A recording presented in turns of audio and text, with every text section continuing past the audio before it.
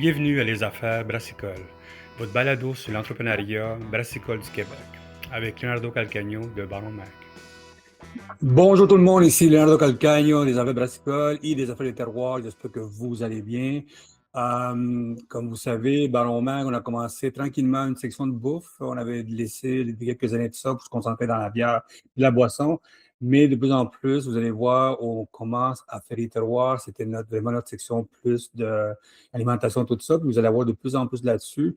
La raison qu'on a commencé ça de plus en plus à se mettre là-dessus, puis à en parler en plus, c'est parce qu'il y a un gros engouement des nos lecteurs, que ce soit dans la brasserie ou dans la distillerie ou dans d'autres boissons, pour l'alimentation. Vous allez avoir de plus en plus d'entrevues avec des consultants, des compagnies d'alimentation, la distribution un peu partout. Puis bien sûr, après les terroirs, ce qu'on veut faire vraiment, c'est comprendre un petit peu le système, pas seulement parler des produits, mais parler aussi toute la mécanique à l'arrière de ça, parce que c'est pas si facile que ça se lancer dans la bouffe. Ce notre bien, nous autres, vraiment, c'est que le monde comprenne un peu là-dessus. So, vous allez voir tranquillement une section en fait les terroirs qui avale de plus en plus dans nos affaires. Puis avec la game du Pivot Hub, on va commencer une verticale infolette à chaque 2 semaines. Donc, vous avez ce podcast et commandité par Pivot Hub, comme je viens de le mentionner. Si vous avez des questions concernant le data, l'avenir de votre compagnie, comment la mise en place de la force numérique en arrière de ça, contactez Pivot Hub parce qu'ils peuvent vous aider là-dedans. Pivot Hub est au Québec, en Ontario, puis quelques m'ont dit qu'ils s'en vont aux États-Unis. Aujourd'hui, on travaille avec une gang, on parle avec une gang avec qui je parle depuis un bout de temps. Je ne sais pas ce qu'ils font vraiment. Ils font vraiment, ils ont un site vraiment très, très, très, comme, je dirais plus très danois, très tranquille. Tu sais, on ne sait pas ce qui se passe. Mais c'est du monde qui sont vraiment très impliqués dans l'alimentation. Ils veulent mutualiser, ils font économiser les gens, les produits dans les paniers de découverte, tout ça. Puis, je voulais vraiment parler avec eux autres parce que ils ont quelque chose d'intéressant, pas seulement pour le côté B2B, mais le côté B2C. C'est des partenaires avec Deborah aussi. Puis on voulait connaître un peu le compagnie à l'arrière de ça. C'est la compagnie, c'est Écosse. Puis ils vont mieux expliquer la compagnie, bien sûr. Puis nous autres, aujourd'hui, on est avec les deux, je ne sais pas si c'est les deux fondateurs ou les deux personnes qui travaillent là-dessus. On est Andréane Caron puis Simon de Marseille, qui vont nous parler un petit peu de c'est quoi Écosse, qu'est-ce qu'ils peuvent faire pour les compagnies, qu'est-ce qu'ils peuvent faire pour les gens. Puis on va voir. C'est Andréane, ça va bien? Oui, ça va bien. Merci beaucoup, Leonardo, de nous recevoir ce matin. Andréane, c'est quoi ton nom, c'est quoi que tu fais dans la compagnie, toi? Donc, en fait, moi, personnellement, je suis directrice des opérations, directrice générale du regroupement Écosse. Excellent. Simon Marseille, vous faites quoi? Non, c'est pas clair. Moi, je pars des compagnies, puis j'essaie d'aller chercher le meilleur monde autour. Souvent, on a un angle technologique. Excellent. So, parle-moi un petit peu d'Écosse, c'est quoi, d'où ça vient l'idée de ça? C'est quoi cette compagnie-là? C'est comme je dis, on va sur votre page, c'est assez limité de toute l'information qu'on a derrière de ça. Puis, écoute, j'ai même demandé à ChatGPT c'était quoi, puis ils m'ont dit que c'est une agence d'application. Imagine-toi, c'est ça. Même ChatGPT ne savait pas. So, parle-nous un petit peu d'Écosse, c'est qu'est-ce que vous faites? Parfait. Ben, en fait, le regroupement Écosse est parti il y a 2 ans, en fait, quand il y a eu, suite à la pandémie, il y a un groupe d'épiceries éco-responsables dans le VRAC qui sont allés voir Simon pour un soutien financier. Donc, une stratégie, une vision, une façon de sortir de leur cauchemar économique durant la pandémie. Et puis de là, il est parti Écosse. Donc, c'est depuis 2 ans qu'on est parti. On a eu la chance d'avoir parmi nous Andréane Lorrain qui a parti les épiceries locaux, qui sont des superbes épiceries en vrac.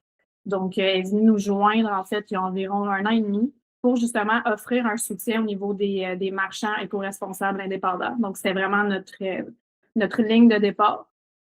Donc, suite à ça, on a parti une campagne socio-financement à la ruche pour justement interpeller la communauté à venir et retourner aux épiceries indépendants. Donc, c'est vraiment notre angle du début d'offrir des outils d'automatisation au niveau des marchands indépendants, mais aussi une façon de les soutenir au niveau de leurs opérations quotidiennes. Puis, suite à ça, on a été mis en contact avec des producteurs locaux indépendants aussi qui semblaient avoir des besoins tout aussi similaires que les marchands. Donc, de se partir, de se faire voir, de connecter finalement avec la communauté de marchands indépendants éco-responsables. Puis c'est de là qu'il y a environ 2 mois, on a commencé à interpeller les différents producteurs pour savoir justement comment les amener au niveau de la communauté puis faire leur promotion, leur visibilité. Puis à travers ça, évidemment, on a rencontré Martin Brazo de Pivot Hub, avec qui on est tombé complètement en amour. Et puis, on a décidé de s'allier avec eux, puis de justement commencer à mobiliser la communauté éco-responsable indépendante à travers la plateforme Pivot Hub. Donc, présentement, les services offerts par Écorce sont les regroupements d'achat. Donc, on a un regroupement d'achat au niveau des aliments secs, puis des fruits et légumes. Donc, on cherche à amener les fruits et légumes sur la plateforme pour faciliter, encore une fois, la vie d'un marchand indépendant éco-responsable, faciliter sa prise de commande. Et donc, puis le marchand en soi utilisait aussi déjà Pivot Hub pour tout ce qui était bière indépendante.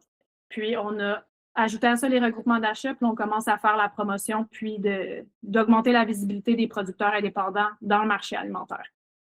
Excellent. Moi, j'ai beaucoup de questions là-dedans. Vos aliments, c'est uniquement des produits, des fruits et des légumes ou c'est d'autres produits en soi? Donc, on a aussi un regroupement d'aliments secs. Puis les producteurs en soi sont aussi diversifiés. Donc, on a autant de l'alcool, du sans-alcool que des producteurs qui œuvrent dans l'alimentation, des collations.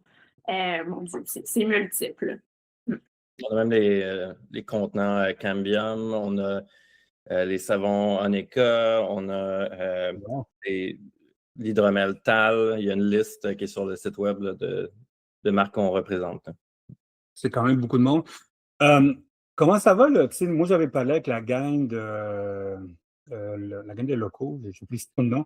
J'ai parlé avec eux autres il y a très longtemps avec eux autres, dans le temps qu'ils avaient gagné un prix dans la soirée de Belle Canada, je m'appelle, un événement sur la rue Monk. Je m'appelle, ça fait très longtemps de ça. On a fait une entrevue avec eux autres. Comment ça va le marché des bocaux? Le monde peut acheter avec avec des bocaux dans les magasins, tout ça. Je sais qu'il y avait eu quelques compagnies à Laval qui ont essayé de faire ça. Ça n'a pas fonctionné partout.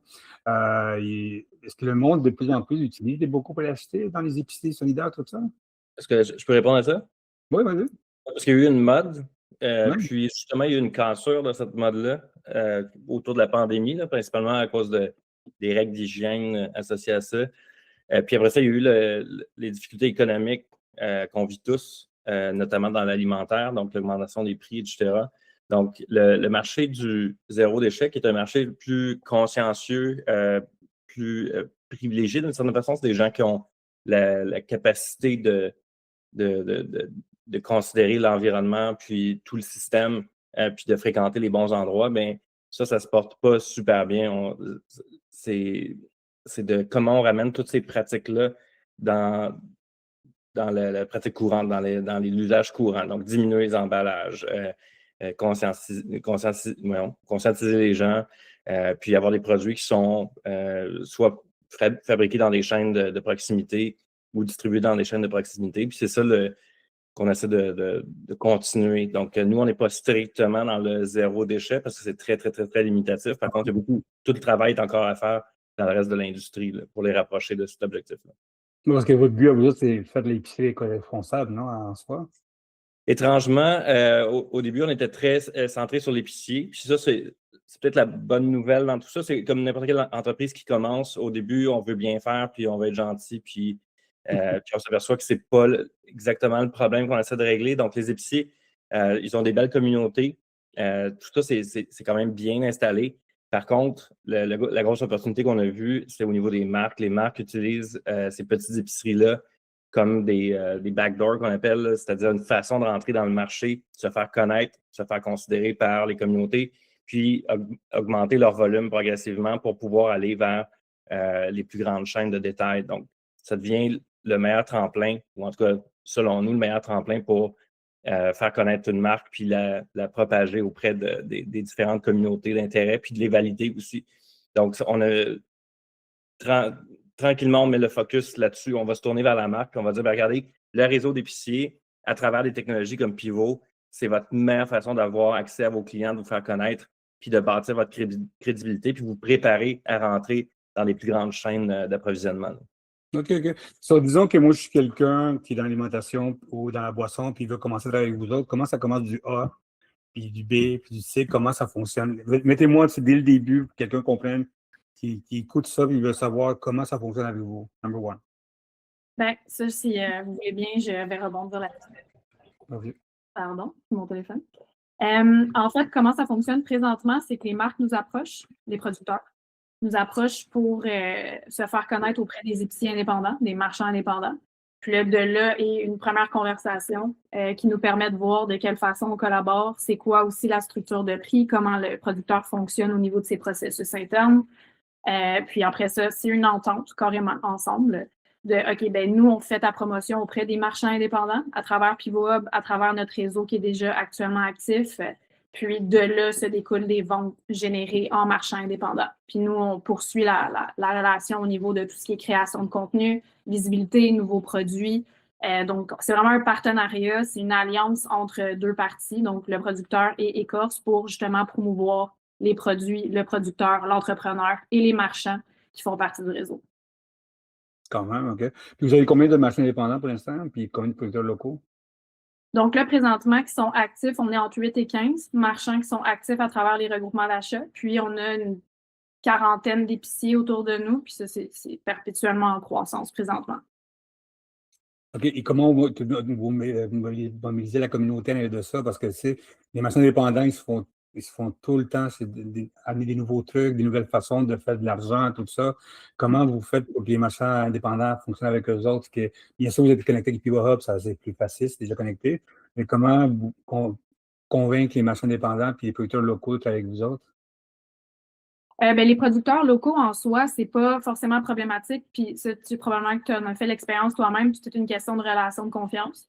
Fait que nous, notre but, c'est pas forcément de pousser des produits dans la gorge d'un marchand, excuse-moi la terminologie, mais plutôt d'augmenter la visibilité du producteur puis d'augmenter la valeur ajoutée des différents produits qu'on représente, des producteurs. Donc, de là, le marchand a plus de choix et est en mesure de décider via un portail de Pivot Hub. Puis c'est de cette façon-là qu'on est en mesure aussi de connecter avec le marchand, de voir aussi qu'est-ce que lui aime, qu'est-ce qu'il vend, qu'est-ce qu'il aime vendre, parce que c'est lui qui est connecté à sa communauté, c'est lui qui est connecté à ses consommateurs. Donc de là, nous, on fait juste instaurer un processus qui lui permet de voir continuellement des nouveautés puis d'augmenter ses choix au niveau des produits qu'il sélectionne pour vendre en magasin.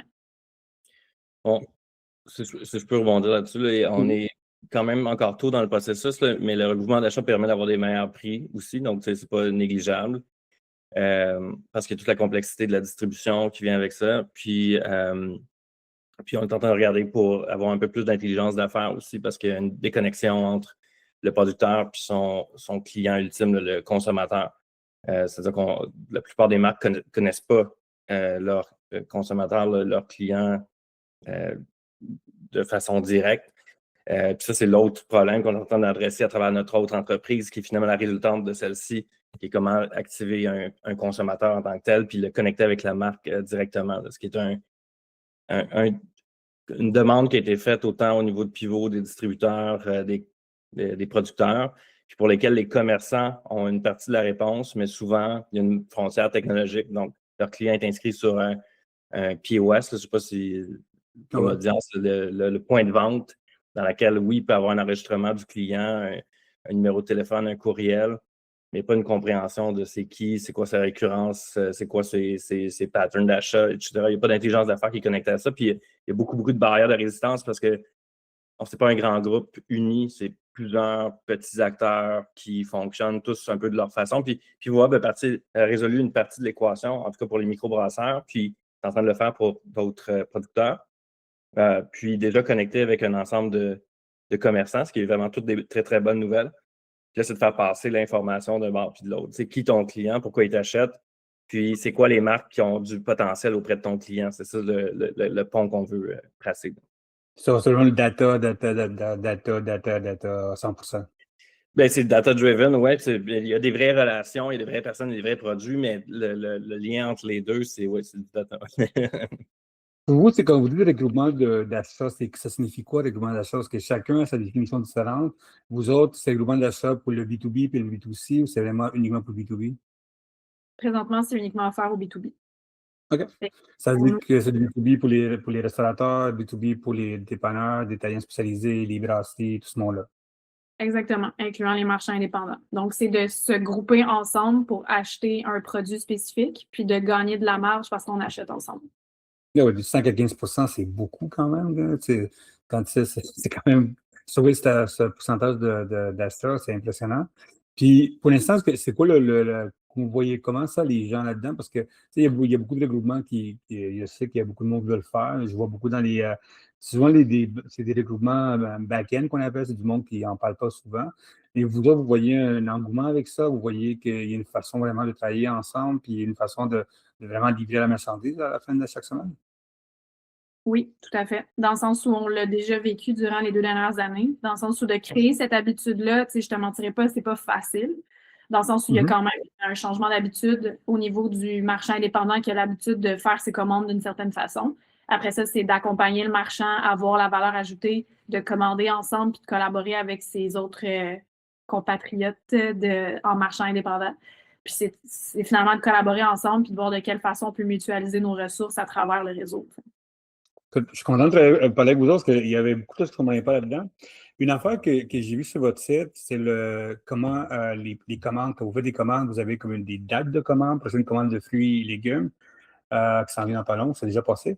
Pouvez-vous nous parler un petit peu de ça? Parce qu'au début, moi, je pensais vraiment, est-ce que c'est vous autres qui faites la distribution ou c'est vraiment, vous avez un point de place pour aller chercher vos produits? Comment ça marche? Donc, dépendamment de quel regroupement d'achat on parle, celui du regroupement d'achat de fruits et légumes se passe une fois par semaine. Donc, OK. à chaque semaine, le marchand peut commander du lundi au mardi midi sa commande de fruits et légumes régulière, puis est livré dans la semaine, donc le jeudi de la même semaine. Donc, ce processus-là se passe à chaque semaine. Ensuite, au niveau du regroupement aliments secs, la commande est une fois par mois. Donc, la OK. commande ouvre le premier mercredi du mois, se ferme le deuxième mercredi du mois, puis le marchand est livré la troisième semaine du mois. Et ça se passe de façon mensuelle. C'est C'est ça. vous autres qui distribuez ou c'est quelqu'un d'autre qui distribue? On a notre partenaire distributeur, mais comme je crois qu'on devrait faire un documentaire là-dessus, on s'est mis à nous-mêmes porter des fruits et légumes à différents moments pour pouvoir assurer le service. Puis, c'est pas un domaine élégant. Là, dans le meilleur des cas, je me suis dit, je me promènerais avec un camion plein de fruits et légumes, puis ce serait plus simple que d'essayer de rendre le processus informatisé puis automatique. Tellement il y a des disparités, tellement il y a des incohérences dans le système, puis tout le monde se lance des papiers d'un bord puis de l'autre. Donc, c'est ça, c'est pas. La distribution, c'est pain in the ass. J'ai découvert avec beaucoup de mes partenaires, des clients, tout ça, man. Écoute, il y a un moment donné que j'ai mis un peu d'haine contre eux autres tellement. Je sais que c'est difficile comme job, mais je sais que c'est vraiment difficile de mettre ça en place, puis que ça soit arrivé à temps. Puis je sais que c'est pas leur faute, c'est vraiment. Il n'y a pas du moment que la gasoline, le prix du gaz monte, d'équilibrer quelque chose, tu es fait avec ça. Tu sais. Pour l'instant, vous autres, vous êtes vraiment uniquement à Montréal ou c'est vraiment dans la région de Québec, tu sais, vous jouez dans la région centrale du Québec, tout ça? C'est quoi tu sais, où on peut aller avec vous autres? Ben, Est-ce que tu vas dire la Madeleine, Andréane? Ouais. on a un marchand qui est aux îles de la Madeleine. On en a aussi quelques-uns qui sont à Trois-Rivières. On a une petite communauté qui est à Québec aussi. Là, on est en train de développer Gatineau. Donc, en fait, on veut s'élargir au Canada le plus rapidement possible avec l'aide de Pivot Hub, justement, parce que veut pas, les problématiques qu'on retrouve au Québec se retrouvent aussi au Canada. C'est juste 2 façons de procéder différentes, mais les mêmes besoins sont là. Mais non, c'est ça se situe pas juste à Montréal. OK, OK. Tu sais, est-ce que vous avez, disons, on appelle ça un white paper, est-ce que vous savez combien d'argent que quelqu'un peut sauver avec vous autres, à part de voir 5-10 Est-ce qu'il y avait du monde déjà que vous avez travaillé, qu'on connaisse, nous autres, ou donner un nom fictif, combien d'argent qu'ils gagnent annuellement avec vous autres déjà, avec depuis 2 ans, tout ça? Est-ce que vous voyez déjà avec votre data, tout ça, savoir combien on peut sauver? Veux-tu, est-ce que boucher parfaite ou un commerçant? Je cherche des exemples dans la tête. Ça vous a me dire. Ça vous de choisir. Ben, au niveau des regroupements d'achat, c'est environ 3 000 par année qu'on a pu calculer au niveau des heures sauvées, puis aussi du pourcentage de rabais que les épiceries ont. Sinon, pour un producteur, sinon, si tu veux répondre à ça. Oui, ben c'est ça. On peut faire sauver de l'argent à cause de la diminution du temps. Puis après ça, il y a le coût. Mais ce qui est intéressant, c'est de regarder la partie producteur. Tu sais, je parlais de Boucher Parfaite. C'en est un qui est super intéressant, qui a lancé un nouveau produit à travers cette chaîne-là, qui est en train de ramp up. Puis c'est une petite collation vraiment facile d'approche qui est zéro déchet. sous forme de boule d'énergie, mais très, très accessible. Puis c'est ça, c'est que des fois, on peut détecter un produit puis l'amener sur les tablettes. Puis pour cette personne-là, c'était une opportunité qu'elle n'aurait pas vue. Donc, tu sais, je crois qu'il y a un potentiel de ce côté-là. Après ça, qu'est-ce que ça fait faire? C'est comme ça une économie complexe. C'est tous des petits pourcentages à gauche, à droite. J'en fais un petit peu plus, ça coûte un petit peu moins, puis on essaie d'avancer comme ça. Puis c'est pour ça que moi, tout ce qu'on fait au niveau d'écorce, c'est une super belle plateforme d'apprentissage pour comprendre comment des acteurs multipartis commerciaux fonctionnent ensemble, puis voir à quel point il y a de la résistance à amener un produit chez un consommateur. Parce qu'on a souvent parlé les dernières années de e-com et tout ça, mais les e-com, ils ne fonctionnent pas si bien que ça. C'est une plateforme nécessaire, mais c'est un pourcentage d'achat souvent minoritaire qui va transiger de ce côté-là. Puis, le commerce de détail reste important pour faire connaître ses produits, pour les amener proches des clients, etc. Donc, nous, on cherche ultimement à transcender ça, puis à dire, bien, on veut faire le lien direct entre le consommateur puis la marque. Puis c'est là qu'on s'en va avec notre deuxième startup. Puis notre focus sur Écorce, c'est pour continuer à comprendre cet environnement-là, cet écosystème-là. Mais la deuxième joute qu'on va faire, le deuxième mouvement qu'on va faire, c'est d'aller connecter directement le consommateur avec la marque. Parce que c'est ultimement lui qui active la marque. C'est lui qui passe le mot à ses amis, à sa famille. Surtout dans ce contexte-là de petits producteurs ou de marques qui sont éco-responsables ou qui ont des valeurs. Les gens veulent les porter, mais ils ne savent pas exactement comment. Ce n'est pas un chandail qu'on porte, ce n'est pas une carte fidélité, mais on veut passer la bonne nouvelle aux autres, puis on travaille beaucoup là-dessus sur notre deuxième société. Là. Est-ce que vous me dites que vous pouvez, à long terme, peut-être même faire un peu comme le Sferatus alimentaire, puis voir qu'est-ce qui s'en vient comme bouffe?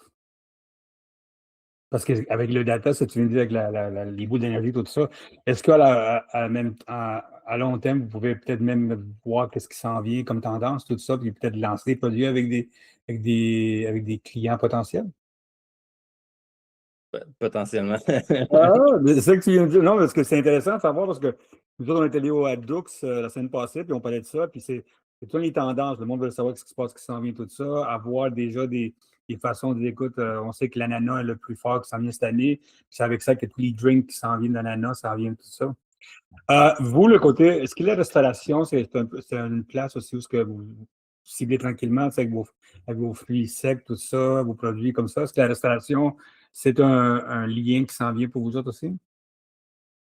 Écoute, ça tombe pile poil. On rencontre un chef demain qui s'appelle Chloé Roby. Je vous recommande fortement d'aller voir son Instagram, qui vend justement de ses produits en termes de marque, mais c'est aussi un chef. Donc oui, c'est quelque chose qu'on débute tranquillement parce qu'il y a aussi les mêmes besoins que les marchands et les producteurs locaux. Vous êtes bien sûr au Québec, vous avez commencé, vous avez quelques-uns comme produits, tout ça, vous êtes en train de grossir à chaque mois à peu près, parce que je vous vois beaucoup en ligne. C'est pour le Canada anglais, tout ça, disons, The Rock, the rest of Canada, comment ça va fonctionner, les personnes qui veulent aller dehors du Canada, dehors du Québec, bien sûr, puis mettre en place des nouveaux systèmes comme ça, parce que vous avez beaucoup de travail à faire encore au Québec. La beauté d'avoir le Pivot Hub, c'est que vous avez quand même une dynamique de data qui va avec ça, de ça. Beaucoup de clients déjà, du monde qui sont habitués à ça. Mais maintenant, vous allez en dehors du Québec, comment ça fonctionne pour aller chercher ce marché-là? C'est un marché qu'on ne connaît pas bien encore, puis je crois qu'on ne connaît pas assez bien le Québec pour pouvoir passer la frontière facilement encore. C'est sûr que se rapprocher d'Ottawa, c'est une belle porte d'entrée, parce qu'il y a une grosse synergie, là, même si on semble qu'il y a de la rivalité, je crois que c'est quand même très synergique le coin de Gatineau. Une couple d'épiciers de ce côté-là qui sont vraiment gentils puis dédiés. Moi, personnellement, je crois qu'on va continuer à découvrir comment collaborer avec Pivot, puis qu'à terme, je vais redire, l'activation du consommateur final ou du client ou de l'ultime ambassadeur de la marque, c'est-à-dire le consommateur, quand on va pouvoir faire le lien direct avec la marque, on va avoir gagné. Parce que tout le reste, c'est un système qu'on va essayer d'enlever des éléments. On essaie d'enlever, c'est un peu bizarre à dire, mais on essaie d'enlever la représentation, on essaie d'enlever la résistance de la distribution, puis d'arriver à un système qui est le plus efficient possible, dans lequel on pèse sur un bouton, puis on obtient ce qu'on veut. Mais il y a beaucoup de morceaux, de moving parts, qu'on dit, des morceaux mobiles qui sont pas connectés et qui ne participent pas au même système. Donc, ECA sert de regroupement, dans le sens qu'il essaie de comprendre chacune des parties mouvantes, puis de les connecter autant que possible. Puis Pivot reste un élément fondamental là-dedans. Mais de l'autre côté, l'activation du client auprès de la marque, ça va être l'ultime façon d'aller au Canada puis aux États-Unis, parce que ça, tout le monde nous l'a demandé. On est en train de le mettre en marché, puis ce sera peut-être le sujet de notre prochain entretien, là, qu'on se reparlera. Mais c'est là qu'on veut que nos énergies soient mises, parce que c'est beaucoup plus productif à la fin de la journée. Puis c'est une bonne façon de combattre les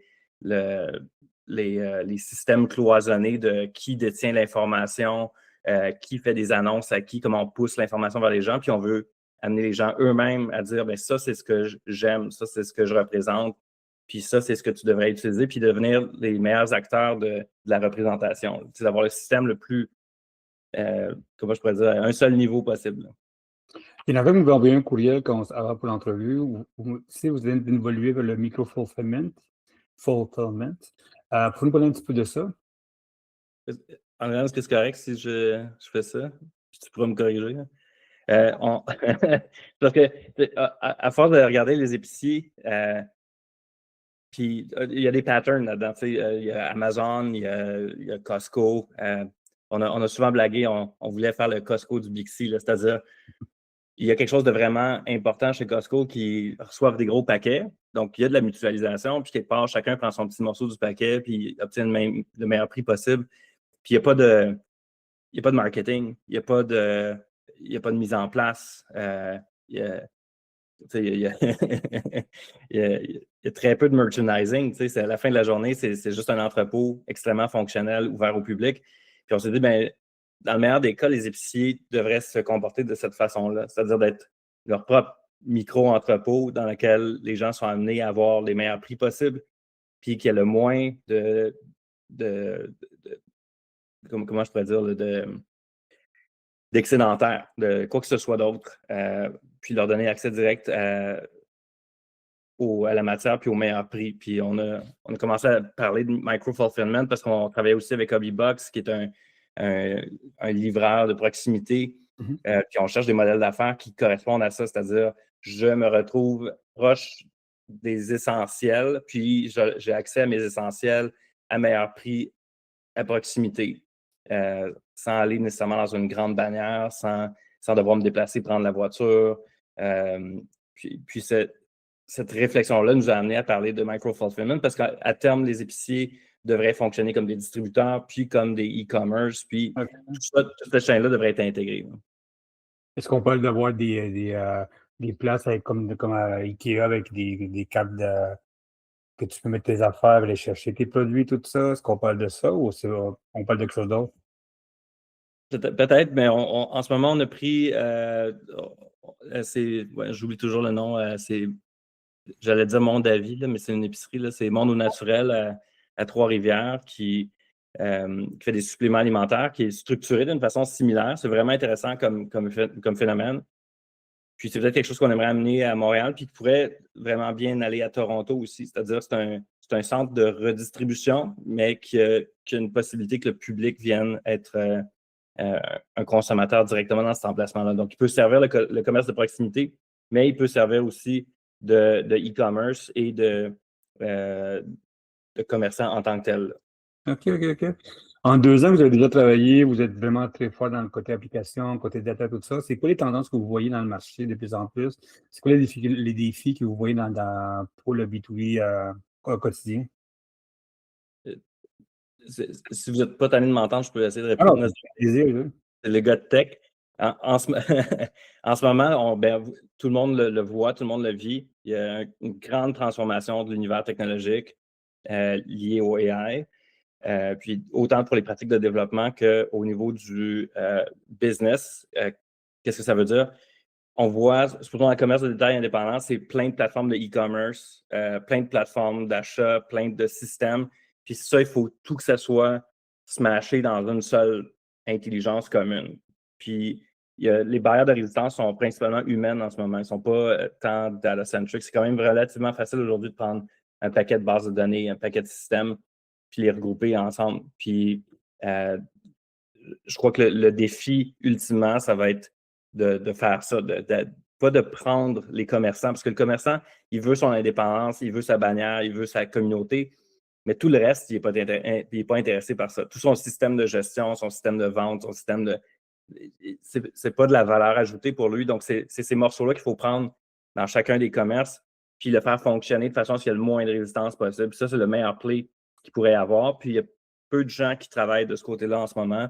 Évidemment, les Shopify de ce monde, les Lightspeed de ce monde sont intéressés, mais ce n'est pas leur plus gros client, évidemment. Donc, leur focus et leur argent ne sont pas nécessairement là. Par contre, ça reste une réalité qui, si résolue, si faite, ça donnerait énormément de résilience aux acteurs de détail indépendants. Autant, tu peux inclure la restauration puis d'autres types de commerces autour de l'alimentaire. Et Andréane, toi aussi, c'est quoi les tendances, les défis que tu vois au quotidien avec les compagnies? Ben, Simon a super bien résumé ça. Personnellement, d'expérience, ce que je vois, c'est un marché de consolidation en ce moment. Donc, c'est d'agir en ce sens-là, puis de se coller pour justement avoir une intelligence d'affaires collective. On travaille en fonction de ça. C'est quoi les prochaines étapes pour votre compagnie à vous autres? La beauté avec vous autres, c'est bien sûr, vous avez le data qui va aider de ça.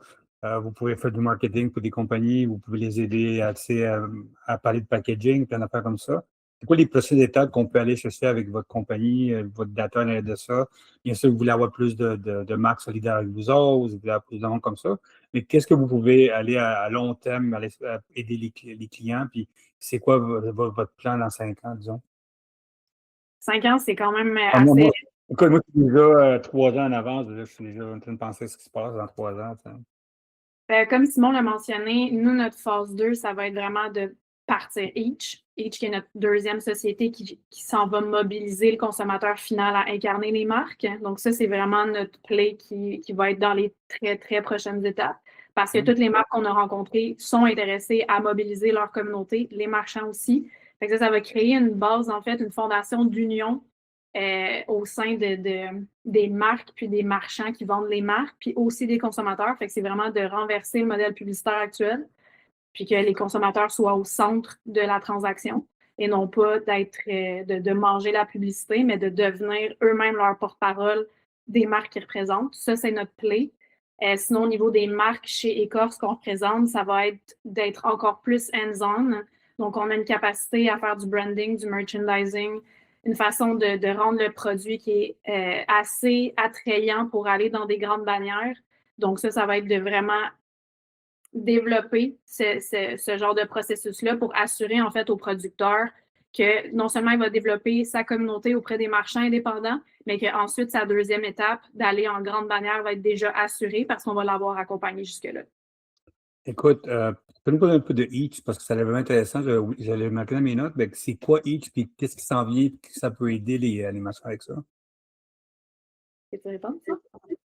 Oui, bien, Each, c'est notre joujou là, qu'on essaie de partir, puis que ça ne peut pas être un truc québécois, ça ne peut pas être un truc canadien, il faut que ce soit un truc global qui est basé sur un phénomène qu'on comprend bien, là, puis dont on a parlé ici dans cette capsule-là. Là, c'est vraiment le fait qu'il y a une déconnexion entre l'ambassadeur, l'individu, je vais dire ça comme ça, l'individu, puis les marques qui représentent, puis qui consomment. Puis c'est pas juste les marques, c'est n'importe quelle mission, valeur, qui sont liées à, ça pourrait être une fondation ou un regroupement, ça pourrait être Baron Mag.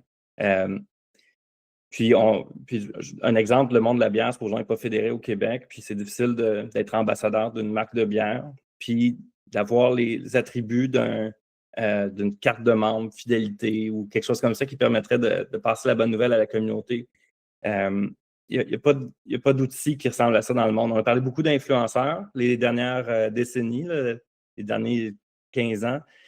Puis c'est devenu les gros ambassadeurs, les moyens, les petits, les micros, les nanos. Puis on est rendu à la place où tout le monde devrait porter les marques qu'il a à cœur, puis qui veut bien présenter à sa famille, ses amis, puis bénéficier du fait de passer la bonne nouvelle. Un peu comme si on avait une carte fidélité ou une carte de membre, mais pour les marques ou les missions qu'on veut bien représenter. Puis ce type de modèle-là existe peu ou pas. On le voit arriver tranquillement aux États-Unis de différentes façons. Tout le monde essaie un peu sa formule. Mais nous, on veut gagner, évidemment, dans dans ce domaine-là. Puis je crois qu'on a un bon angle pour pouvoir gagner, mais on est très, très tôt dans l'entreprise. C'est pour ça qu'on ne parle pas nécessairement de ça à tout le monde. Ça s'en vient, on travaille fort là-dessus, on est en train de coller les différents morceaux. Puis Pivot est super important parce qu'il nous permet de faire une transition d'écorce vers Each. Mais Each, c'est un play SaaS global. Donc, je ne sais pas quel problème on va régler pour le commerçant à la fin de la journée. Mais l'activation de la marque par un individu, c'est super important. Puis à la fin, l'individu va toujours aller vers la marque qui a du sens pour ses valeurs, puis revenir probablement vers le commerçant qui porte la marque. Donc, ce lien-là peut être fait de façon plus automatique, plus transparent. Puis à la fin, il peut supporter des modèles comme Écorce ou comme d'autres qui travaillent à la résilience de ce réseau-là. Donc, ça n'empêche pas à Écorce de continuer de progresser ou à d'autres entreprises du genre à faciliter la vie des marchands puis des producteurs. Oh my God, j'ai hâte de voir ça. Là. C'est pas compliqué, mais j'ai hâte de voir ça, comment on peut mettre ça en place. Écoute, j'ai parlé avec beaucoup de consultants de bouffe hier, en plus d'alimentation. Puis on parlait de ce défi-là de connecter les clients, tout ça. En espérant que vous avez trouvé dans pas long la connexion en soi, parce que c'est difficile de vendre avec tous les produits qui sortent, tous les kits qui sortent au quotidien, on voit ça. Mais écoutez, la gang d'Écorce, merci beaucoup pour votre temps. Bien content que vous m'avez expliqué c'était quoi Écorce. Honnêtement, c'était vraiment. Quand tu m'as envoyé ça, j'ai passé du temps à lire là-dessus, puis j'étais un peu piqué là-dessus. Ça, Simon et Andréane, merci beaucoup pour votre temps. Bien sûr, si on veut vous contacter pour connaître plus d'informations, on va bien sûr mettre le lien sur votre site. Mais si on veut vous contacter directement, comment on fait? Écorce.app. Toutes nos coordonnées sont là. Simple as that. Simple as that. Bien, excellent. Écoutez, merci vous deux. Hein? Merci beaucoup, Léo. C'était vraiment un plaisir. Puis c'est sûr qu'on se reparle bientôt. Excellent. Ouais. Merci beaucoup à Simon et Andréane de donner son temps puis m'expliquer à moi c'est quoi, parce que honnêtement, je ne comprenais pas. Donc, merci beaucoup à les deux. Puis je pense que, écoutez, si vous avez des problèmes de data, vous voulez connaître plus qu'est-ce qui se passe, contactez la gang d'Écorce et bien sûr Pivot Hub, notre commanditaire de site de podcast. Affaires et terroirs, comme vous savez, dans pas long, on va lancer une infolette dans pas long. On travaille là-dessus. Simon, on a décidé de trouver le modèle qu'on peut faire pour ne pas nous brûler. On est quand même seulement deux dans Baron Mag. Si vous avez des questions, à leonardo@baronmag.com. Puis bien sûr, vous allez nous voir de plus en plus dans des événements. Il y a Cial qui s'en vient dans pas long, on va être là-bas. Puis à 7 heures, aussi à Gatineau. Très cool. Merci beaucoup et à la prochaine. À bientôt.